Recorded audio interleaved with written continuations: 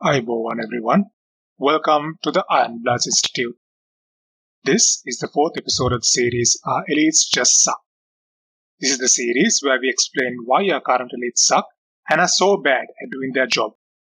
Since they suck so bad, we have now decided to include step-by-step guides on how they should be doing their job to get Sri Lanka out of this mess. In the last video, we looked at the sheer incompetence of our elites and how it eventually led to a food scarcity in Sri Lanka. This scarcity has led to sky-high food prices and has compounded inflation, which was already high due to the money printing done during the COVID situation. In this video, we will go into detail about Sri Lanka's energy dependence and how Sri Lanka's very development, path to industrialization, and existence is closely linked with the availability of cheap energy. Sri Lanka is an island nation, and similar to other island nations like Singapore and Japan, has little to no energy resources to rely on. We showed you in our previous video that Singapore overcame this weakness by linking themselves to the petroleum refinery supply chain and Japan by relying on nuclear power. As you may remember from the third video in this series, Sri Lanka's biggest imports are energy, crude oil, and crude oil derivative products.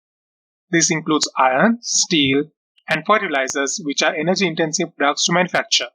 Synthetic rubber, plastics, and organic chemicals are products derived from crude refining and processing. This data has been taken from the Department of Energy in Sri Lanka, and it shows us a snapshot of our imports in 2019. It is unfortunate to see that finished goods, which include diesel, gasoline, colloquially known as petrol 92 in Sri Lanka, and plastics are some of our biggest imports. These are places where Sri Lanka can easily cut costs by doing the value addition of refining in Sri Lanka itself. Doing this will immediately reduce our energy import bill by 36%. But of course, we will talk about solutions to these issues in a subsequent video. It is quite unfortunate that the only refinery we do have in Sri Lanka seems to spend more time closed than open. These two pie charts show us the sources that generate Sri Lanka's grid electricity. One is taken from the CEB's website, a snapshot of daily production, and the other is data from the Sustainable Energy Authority of Sri Lanka, which shows the aggregate demand for 2019. As you can see, more than 65% of Sri Lanka's electricity grid is reliant on coal, thermal oil, and other imported fossil fuel-based energy sources. This is the primary reason that, even as of 12 January 2023, there are rolling blackouts and power cuts in Sri Lanka. Looking at the daily power cut schedule has become part of our daily routine, like checking the weather. The reason we are having these blackouts is because Sri Lanka doesn't have sufficient foreign exchange to pay for coal imports, coal being the cheapest energy source available on the market. This is one of my favorite pie charts of all time. The inner pie chart shows us Sri Lanka's energy needs by sector. The outer pie chart shows us how each sector meets its energy needs. What you are seeing is correct. Of the 28% of our energy consumed by industry, 21% is biomass or firewood. This is a prime indicator that Sri Lanka has barely industrialized and relies on more primitive sources for heating applications. If you move your attention to households, you can see that grid electricity accounts for only about 9% of energy consumption. The vast majority of our population still relies primarily on firewood for cooking and other energy-intensive activities. In fact, the population that uses propane gas from companies like Litro and Labs is so small that it doesn't even show up in this graph. Finally, transportation is the biggest consumer of petroleum in the form of gasoline, auto diesel, and super diesel. There are many solutions to this that we will discuss in subsequent videos. When we look at our energy consumption by source, we can see that Sri Lankans rely heavily on biomass or firewood. There is research to suggest that for Sri Lanka to increase its economic growth, a large consumption of electricity is required. This is mainly for industry and for Sri Lanka's industrial needs. I recommend reading the sources mentioned here, which explains this in excruciating detail. This pie chart and the one in the previous slide shows us that Sri Lanka has barely industrialized because only using firewood for this purpose is not sustainable in the long term. As growth and exporting manufactured goods is one of the few ways for Sri Lanka to bring in foreign exchange, it is mandatory for Sri Lanka to industrialize. Industrialization is the process by which an economy is transformed from an agricultural economy to one based on manufacturing goods. Unfortunately, Sri Lanka seems to have missed the memo and transformed into a service-based economy, as mentioned in the first video of this series, making us reliant on unreliable sectors like tourism, foreign currency, and vulnerable to external shocks. It is common knowledge that industrialization alone is the only path to growth. There is plenty of literature on the subject, and almost every country from Senegal to China has followed this model. This is nothing new. These indicators, which we saw before, shows us that there is plenty of potential for Sri Lanka to grow and industrialize. We need to take these indicators as encouragement for a prosperous future instead of wallowing in the potential that was lost. So, organizing all this into an easily understandable flowchart, Sri Lanka needs foreign currency to get out of its current mess. To do that, it needs to grow exponentially. Industrialization is a tried and true method used by every nation since the Industrial Revolution to grow. Industrialization requires an enormous consumption in electricity and total energy. Thus, access to cheap energy, especially for the grid, is vital for Sri Lanka to grow and industrialize. What do you call a cell phone company that uses nuclear power? Sure, mobile. So the past 3 videos and this video did an exploration of the problems plaguing Sri Lanka. Now we need solutions to these problems. Seeing how deep and structural these problems are, know that a solutions framework is needed to rebuild this nation. Just a few suggestions here and there won't do the trick. The subsequent videos of this series will be dedicated to exploring the rationale and implementations of these solutions.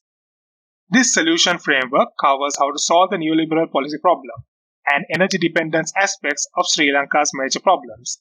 We will leave the gross incompetence aspect for a separate series, as that will require the formulation of a new constitution and governance structure from which we have now. This is an overview of a solutions framework. First, we need to get rid of the neoliberal policies and legislation plaguing this nation. Next, we need to join BRICS. Once we join BRICS, we need to use our membership as leverage and then play IMF and the BRICS Bank against each other to get the best deal possible. We use the bridge financing to industrialize. In the meantime, we negotiate with China for small modular reactors. We do the same with Russia and Iran for cheap enriched uranium and crude. Then, we strong-arm local businesses that have sent funds abroad via false invoicing and misinvoicing to bring this capital back to the country. We then issue gold bonds to the clergy and public to create a gold stockpile. We use this to go back to the gold standard and issue local debt backed by gold. Using this debt and bridge financing, Sri Lanka must industrialize, mechanize the agriculture using the models from Germany and Japan. Next, similar to the model used by the USA, we need to get the Sri Lanka Navy Corps of Engineers to build a brown water transportation network that we can use to bring manufactured goods from the interior of the country to the major ports to be shipped out as exports. We export these goods to our partners in the BRICS nations. We use the wealth generated from the synergy of all these to pay back all our national debt, with priority given to bilateral debt. Invest in local decentralized research and development so that value can be added to the economy from every village and people group. Invest in R&D for alternative energy sources, especially things like wave energy and thorium. Start local shipbuilding facilities to cater to our very own homemade merchant fleet. And finally, invest in creating a new knowledge-based cryptocurrency, quantum teleportation-based communication technologies, and in Indian thorium mines. Now that was a lot, but let's take one step at a time. Keep in mind, the solutions themselves are a multi-part series. Our first order of business is to get rid of the neoliberal policies plaguing our nation. This includes getting rid of politicians and government servants in favor of these policies that have been ruining our nation since 1978. We do this by pressuring our politicians, calling our elected representatives, attending the meetings of the parties, and ensuring this demand is part of the election manifesto. You can also join our cause to help us find the people, support, and funding to make this happen. Feel free to donate if you believe in our cause. The next step would be to join BRICS. So what is BRICS and why would it benefit us to join it? You see, Sri Lanka's economy is now like a boat. full of holes in need of repairs. This boat is the only thing that is preventing the nation from drowning in an ocean of debt. Pun intended. No matter how much we try to fix the boat while in the water, it won't work because we are too busy making loan repayments and keeping ourselves afloat. No matter how much we try, it is fundamentally pointless to fix the boat while sinking. So we need to hoist up the boat out of the ocean of debt to do the necessary repairs. Let's assume Sri Lankans unite in the short term to hoist the boat called economy out of the water. What will start happening is, after the excitement is over, our Sri Lankans will start finding excuses because the boat is heavy. Even before we can start repairs to the boat, people will start to desert the cause, leaving perhaps one lone person trying his very best. Instead, what we do is to tie the end of the boat onto a load of bricks.